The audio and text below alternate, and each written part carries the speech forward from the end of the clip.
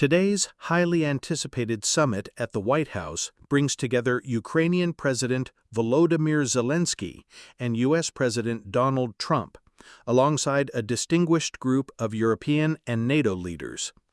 This rare gathering is aimed at advancing peace negotiations to end the protracted and devastating conflict between Russia and Ukraine. President Zelensky arrives supported by a powerful delegation from Europe, underscoring the continent's resolute backing of Ukraine. Accompanying him are German Chancellor Friedrich Merz, French President Emmanuel Macron, British Prime Minister Keir Starmer, Italian Prime Minister Giorgia Meloni, Finnish President Alexander Stubb, European Commission President Ursula von der Leyen, and NATO Secretary-General Mark Rutte. The presence of these figures highlights the profound geopolitical stakes and the united front Europe presents in diplomacy and security. The meeting follows President Trump's recent summit with Russian President Vladimir Putin in Alaska, which did not result in a ceasefire but opened pathways for broader peace talks. Today's discussions are expected to focus on critical issues, including security guarantees for Ukraine, territorial disputes, and the future framework for peace. President Trump has publicly stated his belief that Ukraine has the power to end the war swiftly, a stance that contrasts with Zelensky's insistence that Russia must be held accountable and that any agreements must protect Ukraine's sovereignty.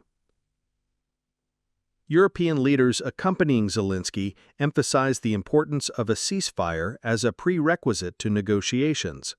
They also advocate for Ukraine's right to decide territorial matters without external pressure.